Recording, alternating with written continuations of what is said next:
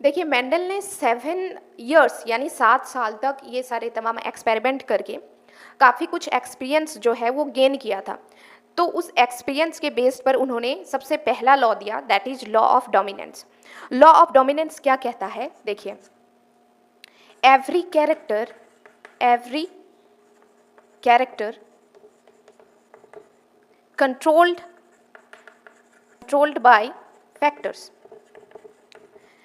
देखिए, तब उन्हें नहीं पता था कि फैक्टर्स ही आगे जाकर जीन कहलाएंगे, ठीक है, तब उन्होंने फैक्टर्स बोल दिया था। तो ये बेसिकली जीन्स है अभी, ठीक है।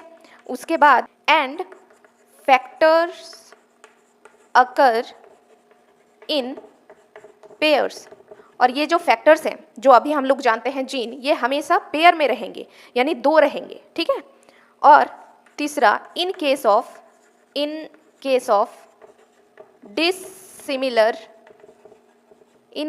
dissimilar factors, one factor dominant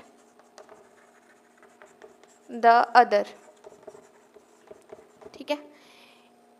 सो इसको हम लोग ध्यान से समझने की कोशिश करते हैं। क्या कहता है पहला, कि every character controlled by factors, जो भी कैरेक्टर होते हैं वो फैक्टर्स द्वारा कंट्रोल किए जाते हैं, ठीक है।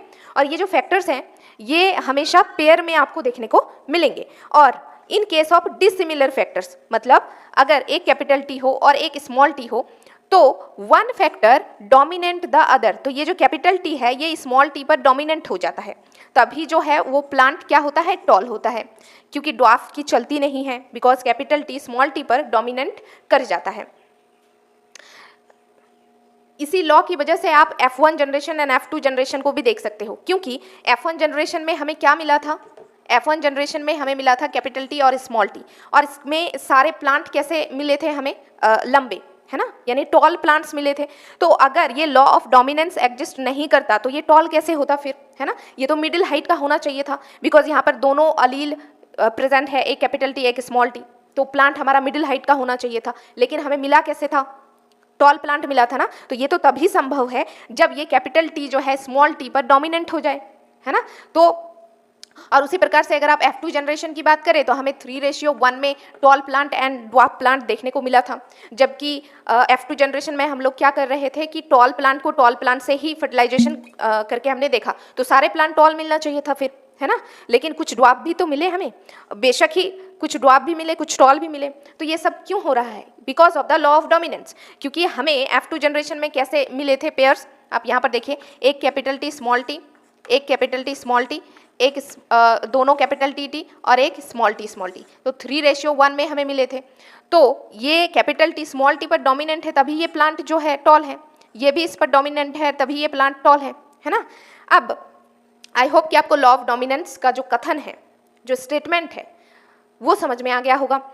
अब नेचर में इसका एक्सेप्शन भी देखने को मिलता है।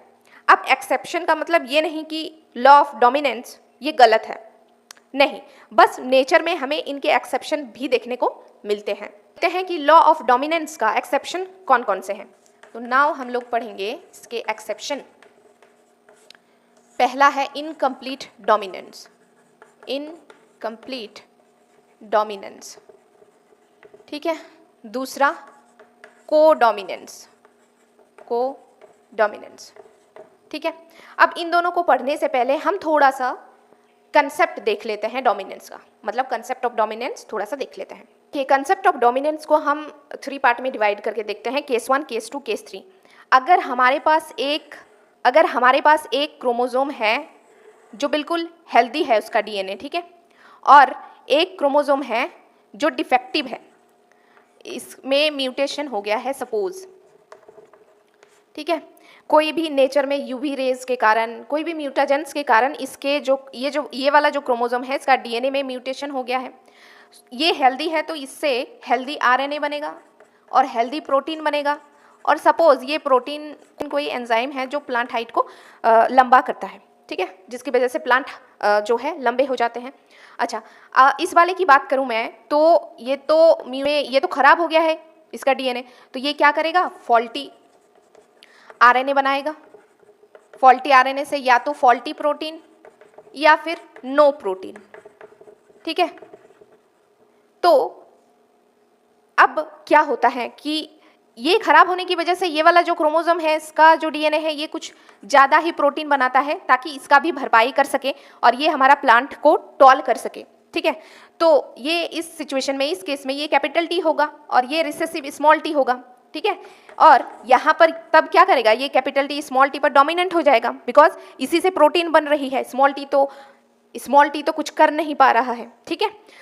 अगर हम केस 2 ले जिसमें क्या हो कि दोनों सही हो, ठीक है, ये भी कैपिटल टी, ये भी कैपिटल टी, ये भी हेल्दी प्रोटीन बना रहा है जिससे मस्त प्लांट का हाइट जो है टॉल हो रहा है, ये भी हेल्दी प्रोटीन बना रहा है, तो इसमें प्लांट क्या होगा, टॉल हो जाएगा, ठीक है।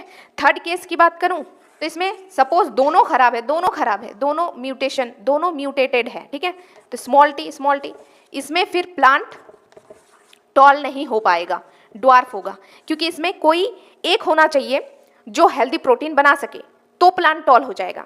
या तो दोनों करें तो भी टॉल होगा, या फिर दोनों में से कोई एक करें, ठीक है।